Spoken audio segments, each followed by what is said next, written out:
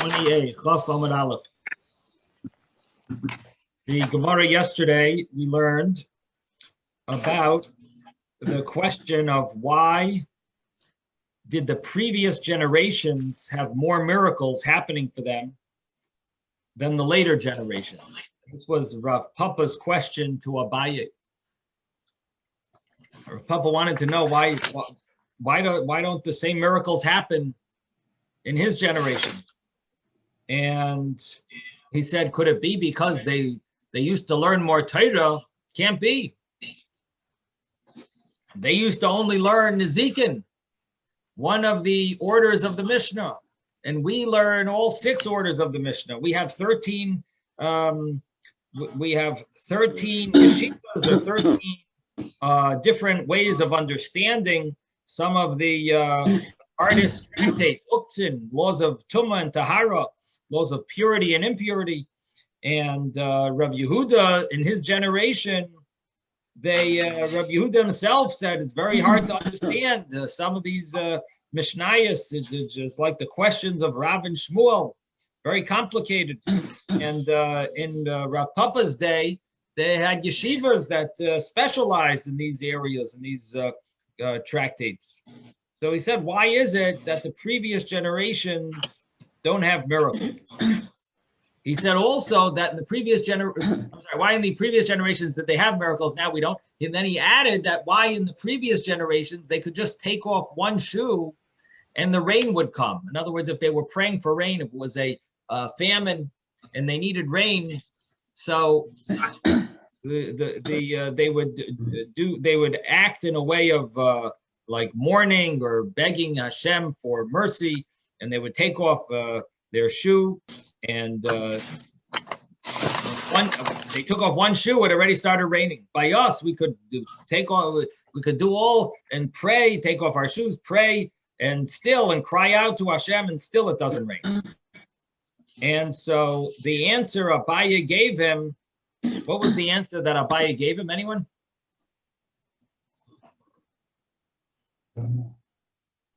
What was the reason? Why is this generation? Why does our generation not have those miracles?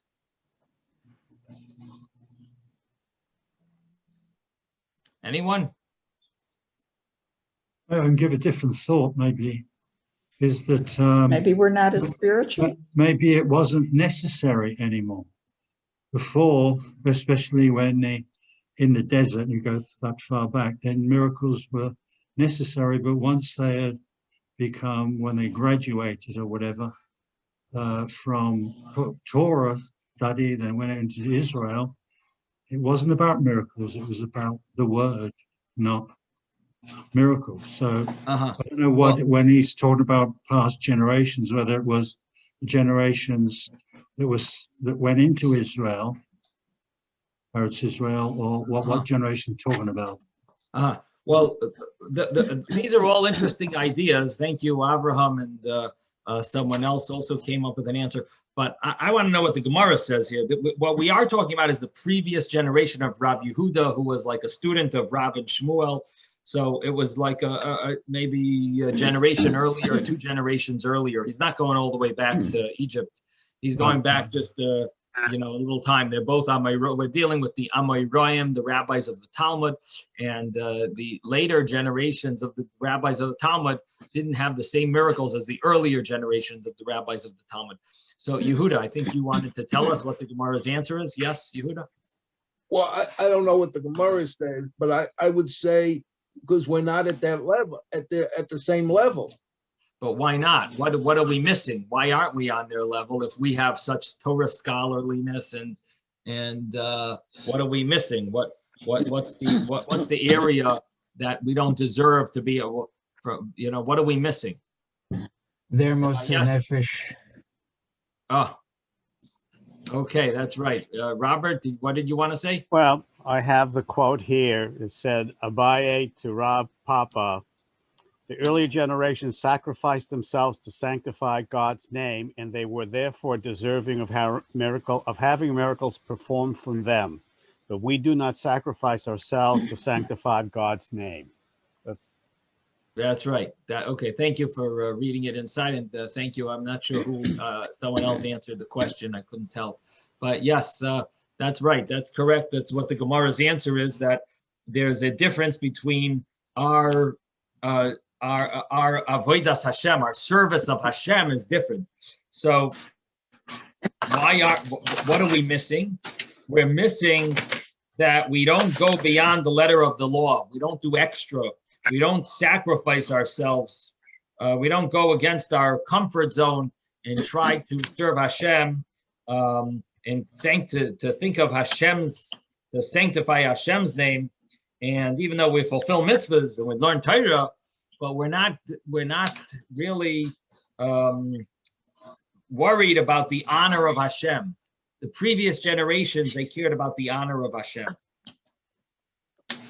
And so in a certain sense, what the Gemara is saying is Hashem is not breaking the laws of nature because we're not breaking our nature. You know, it sounds like more or less what the Gemara is just a sort of like a little explanation maybe of what the Gemara really means. That if we were to break our nature, if we would go against our nature, now obviously it doesn't mean here that we aren't Meiser Nefesh when we're obligated to, because every Yid would be Meiser Nefesh if they need to give up their life for Judaism, certain laws, cases where question of life and death, person would always give their life up, not to convert to another religion. There's no question. But what it means is that they didn't have that extra level of concern for Hashem's honor to go against their nature and go beyond the letter of the law. So then the Gemara gives a story, and that story was an interesting story, a little surprising, a little violent, sounds like different than we would expect. We don't really do things like this in today's day and age. But this rabbi, Rav Ada Bar Ava, he saw someone who was dressed inappropriately, and he tore off their inappropriate garment. They were dressed with an inappropriate garment, and he tore it. And then he found out that she really wasn't Jewish. So he gave her a substantial amount of money as like a appeasement or atonement. And the Gemara is basically emphasizing how he did something because he cared about Hashem's honor. Hashem's honor, even though this is obviously it's not something that's normal to do, but because he cared so much about Hashem's honor, that's why he did it. Now, obviously, this is not meant for us to take any lessons in today's day and age of tearing, going and forcing our level of Yiddishkeit on others by ripping their clothing and doing things in public and embarrassing them and so on. But the idea of how concerned he was for the honor of Hashem is a powerful message to us. So, in today's day and age, these type of violence doesn't really work, and instead you would probably be turning them off from Yiddishkeit. So it's not instead of turning someone on and rebuking them, it would actually end up the opposite. But the idea of how concerned he was for Hashem's honor, that I believe is the message of the Gemara. Yes, Yehuda. It just seems counterproductive what he did. So if he didn't find the way she was dressed to be sneeze enough, so he's making her less sneeze. So the idea was, the problem is that we are seeing things through our eyes, and in our day and age, what we see is someone who's dressing in an unsneeze way, inappropriate way. we see they would have no problem, at least in our eyes. Why would they have a problem if they just took off their garment? They're also unsneers, right? But that's not the issue here. This person would have been very embarrassed to be without a garment, very embarrassed. They're wearing something that's ostentatious and you know, it wasn't appropriate. They're wearing very nice clothing, and their level of modesty in those days was different than today's day and age. And for them, that was a great embarrassment not to have anything on. They were wearing clothing. It's not that it wasn't sneers, that it was just that it was attracting people, but not that it wasn't sneers in a way that it was like you know, a mini skirt or something like that, that it was showing oneself. It wasn't vulgar. It wasn't vulgar, right? Thank you. So that, in other words, what we see it in the way we see things in today's day and age. That's not the way they saw things in those days. It's a different. We're coming from a different perspective, so it's hard for us to relate. It's hard for us to relate to what this. But the issue there was, there's two explanations that I explained. One was that it was a red garment, which was something that was it like provoked people. It made people look at you, and the other explanation was it was just a very fancy, extremely fancy garment that only the most famous dignitaries would wear, and that's what this person was wearing. Yes, David. Yeah, I wanted to say that the fact that he was assessed a payment for the shame, it sounds like it was assessed by a Jewish court. Might have been a non-Jewish court, but it sounds like it was a Jewish court. And it's important to notice, I guess, that a Jewish court even valued the embarrassment of a non-Jewish person, that the penalty was the same. It wasn't different. Almost it wasn't different. That this big sage should be penalized for embarrassing a non-Jewish person. Here's the penalty that the Beis Din, that the Jewish court is giving. I'm assuming it's a Jewish court. Right. It's an interesting thought. I didn't see any commentaries talk about exactly, what the story, exactly, what type of court it was. But it is interesting that it's just shaimuha. They evaluated it at that amount, and like, he sort of wanted to pay it. It wasn't like they had to force him. It seems like he just wanted to, he wanted to get forgiveness, and he just wanted an evaluation, and they gave him this evaluation of 400 zuz. But it doesn't say what type of court, or if it was a court. Rabbi? Yes.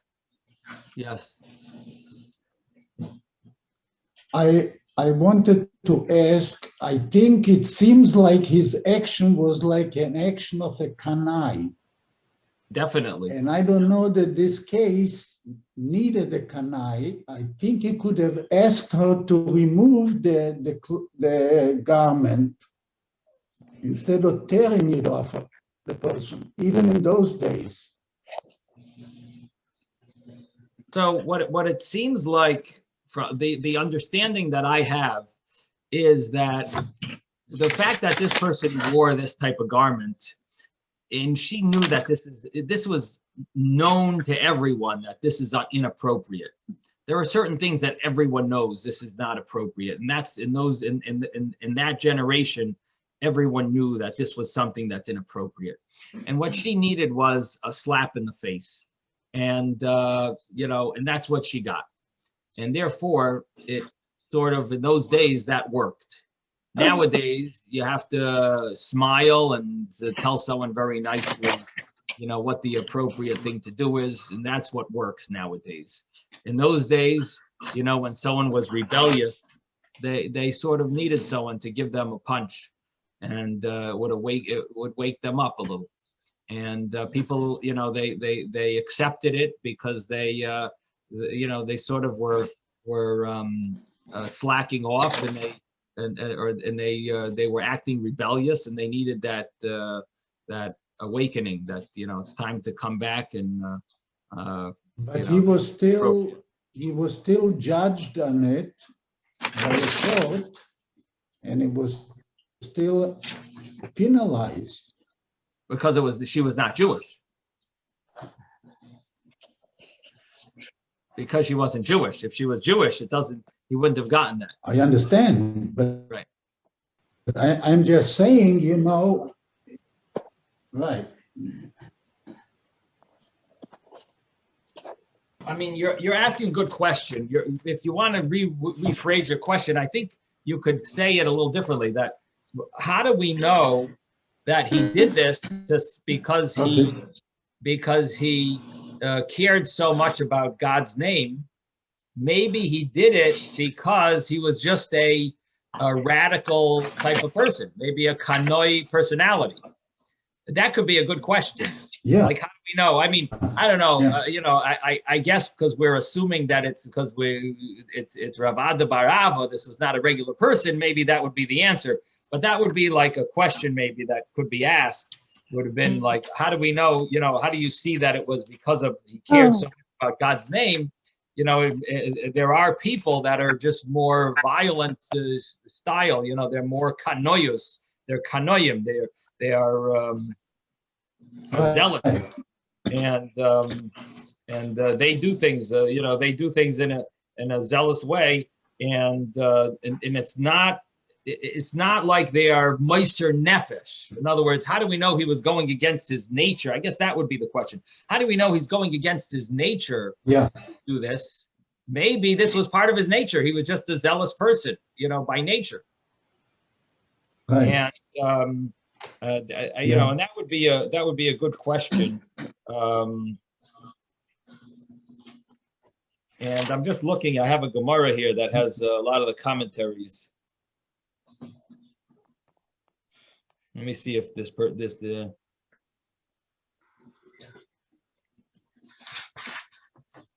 I don't see any explanation to that, but I think that's a good question. Oh, what was the Mesiras Nefesh?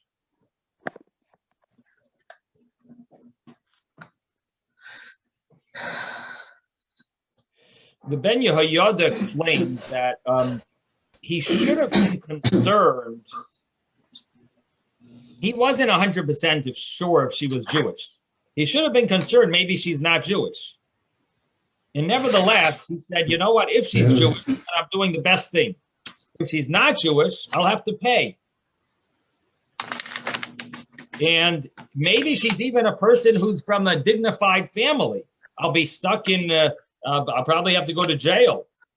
So, nevertheless, he said, I'm going to do this because Hashem's name will be sanctified, because people will see how strong Jewish people are for the mitzvahs. And so he brought himself to a dangerous situation, and he didn't consider, he didn't take it, he didn't allow the fact that she might be a non-Jew, or she might be an official's daughter, and he didn't take that as an important reason to stop doing what he's doing, and he knew he might get punished, and therefore he was willing to do this just to sanctify Hashem's name. In other words, in case she's Jewish, and even if she's not Jewish, it'll be revealed to the world how important it is to follow the Torah. And so what it showed is, that's an interesting explanation. In other words, the whole point of the story is to show that he knew she might be not Jewish.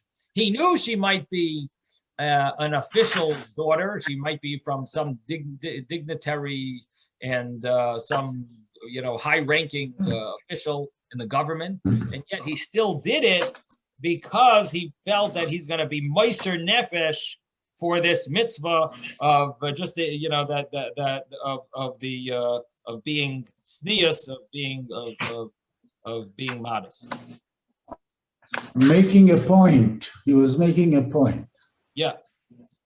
Rabbi, I have a real problem with this story, parable, whatever, because human dignity, what happened to human dignity? Isn't that when you display human dignity to another person, that's honoring and Hashem?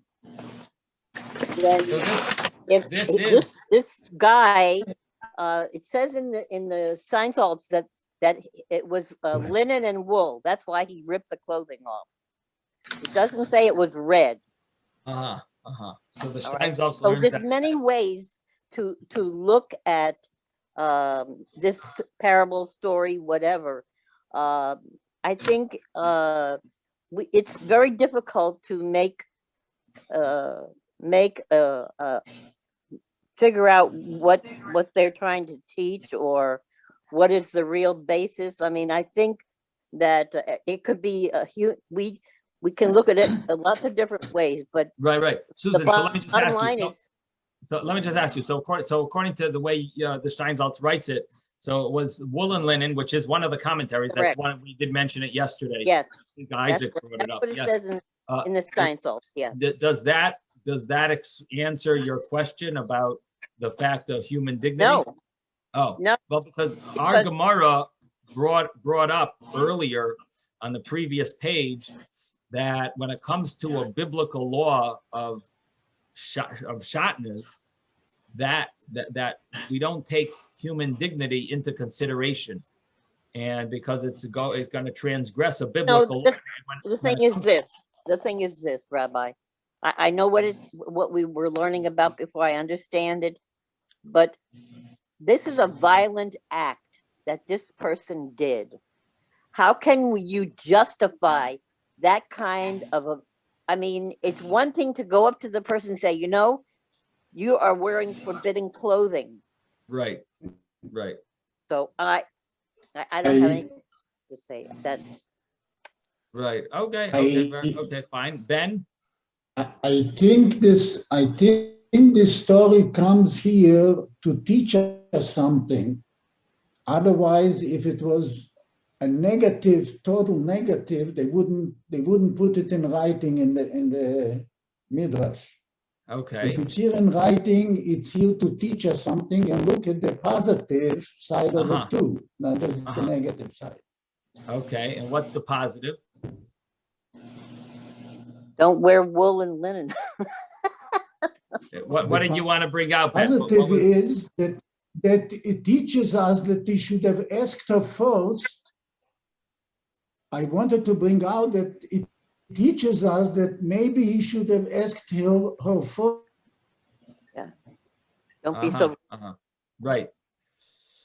So that's one way of looking at it, that how important it is to be careful and not, but that doesn't fit with the Ben Yehoyada that I just explained, but that's good. That is one of the explanations, especially in the translation of mason means to wait. So that's a good point, Ben. Okay. Yes, Robert. I just wanted to share my sympathy with what Susan just shared with you, because he appeared to be a religious zealous, end of quote, abrogating any sense of the person's being and their integrity, and consequently, in the name of Hashem, violates this person's, let's just say, in our contemporary terms, civil rights. All right? So, so we're dealing in a different generation. And unfortunately, we clearly in the Middle East, especially in Afghanistan and other with the Taliban, killing women because they're not being, modest, end of quote, that resonates to those of us who are in a contemporary, living these days. And thank God we don't have religious police in Israel coming out and then damning or stoning people for transgression. So I can understand what Phyllis is, but we live in different times and. Right, but I would say that imagine in wherever these countries are where they do things like that. Right. Imagine if you were so kind as to just tear the garment and not stone the person.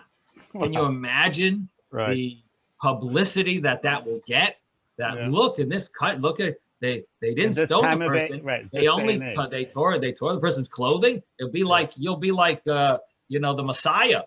You'd be like righteous, the highest level of righteousness. So you have to. Righteous person is a peacemaker. That person is a peacemaker. Peacemaker between man and God. Right. But also peacemaker between man and God, which means that you are, bringing about peace by caring about God's, not desecrating God's name. So anyway, I'm just saying that take that, you're comparing Yeah. No, I understand. stoning. My point is you're comparing it to a case of stoning women. And here you're talking about a person who simply tore a woman's clothing, which, it's very, very, very different of murdering someone versus tearing their clothing. No, I understand that. So it's a world of difference. And you might be right by bringing that up, because it could be that's what used to go on in these countries. In other words, they used to murder people all the time. Right. So by the Gemara mentioning the story of someone tearing someone's clothing, it's almost like shows how, Jewish people, we don't, we're far from the violence that they're familiar with. Tell me about the Mossad.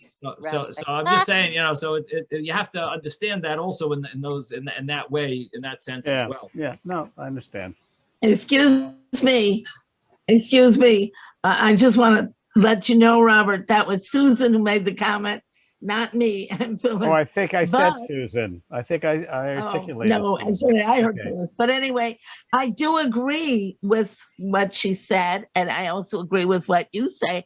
Yeah. But I feel that what Yehuda's point is with respect to this, that when the clothing was actually torn off, it really is a lot less serious in many ways, at least from our point of view today.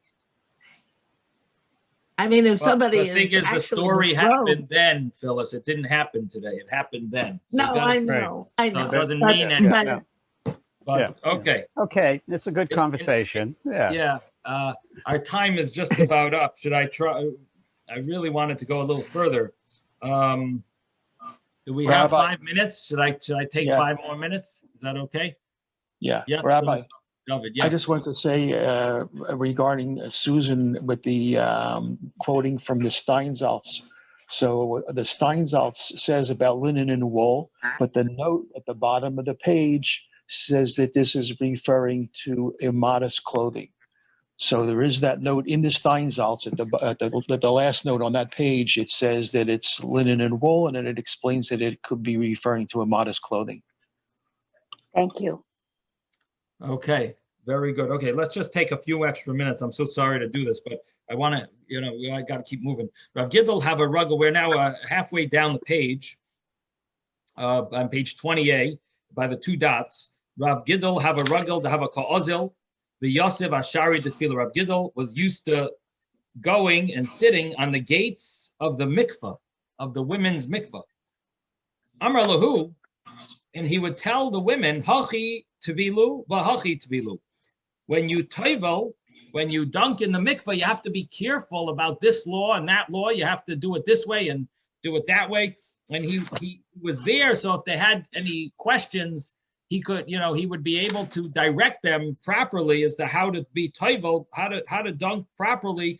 In other words, because there's certain laws, a lot of laws of how there can't be any intervening substances, and it has to be the whole body has to dunk. You can't have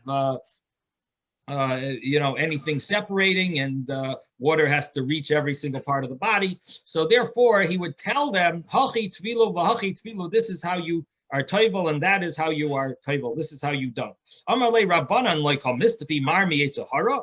So the rabbi said to Rav Gidl, aren't you afraid of the Yetzer Hara? Aren't you afraid that the evil inclination will get to you? And in other words, you'll think of thoughts that are inappropriate. You're by a woman's mikvah. So Amar Lahu Damyan Ba'apoy Kikaki Tichivri. They are in my they are appear to me like geese that are white.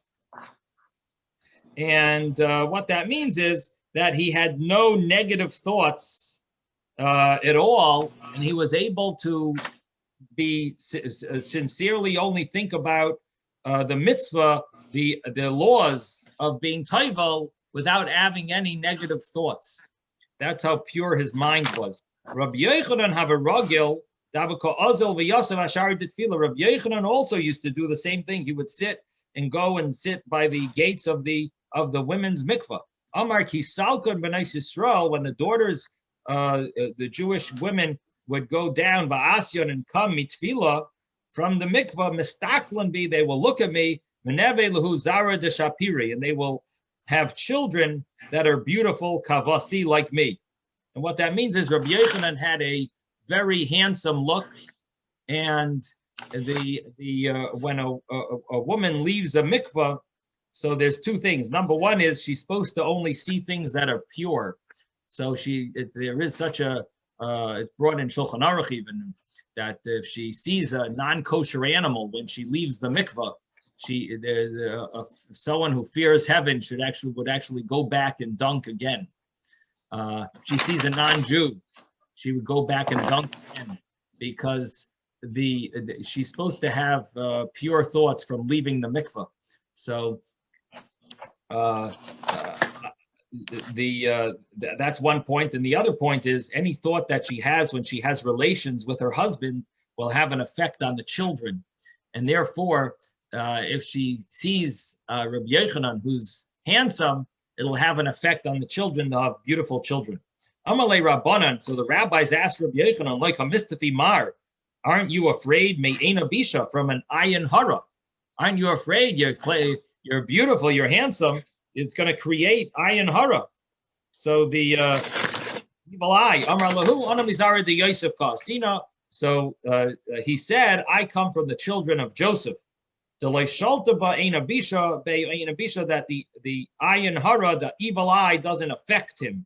The chsiv, as it says, ben paras Yosef, ben paras alei oyin, the son of the son paras Yosef, the cherished son of grace, Joseph, the son of grace, who's appears to the eye, a graceful son. Ba'amar Reb Avo, and Reb Avo says, why does it say alei oyin, that it appears to the eye? It means oilei oyin. Al tikri alei oyin ela oilei oyin, the one who's above the eye. That means that the evil eye doesn't affect Joseph. Rabbi Yossi Reb Chanina Amar Meihacha. Rabbi Yossi Reb Chanina says from another verse, v'yidgul arei b'karav haaretz, that Jacob blessed Joseph's kids that they should multiply similar to fish in the midst of the earth. They should multiply. So the comparison to fish, the Gemara here says, Ma dagim shebiyam, just like the fish, mayim machasin alein, because the water covers over them, ayin, be'ein ayin hara shaletes behem, the evil eye doesn't have an effect on them. Av zarei shel Yosef, also the children of Joseph, ein ayin hara shaletes behem, the evil eye does not have an effect on them. And therefore, Joseph's kids, we have two sources that the evil eye doesn't affect them. And the Ibayasema, if you want, you can say like this: Ayin shlei ratisa lazan mimasheina shaloi, the eye that didn't want to benefit from something that's not his. In other words, he didn't want to have relations with his master's wife. She wanted to have relations with him. Potiphar's wife, it was Joseph's master, and he refused.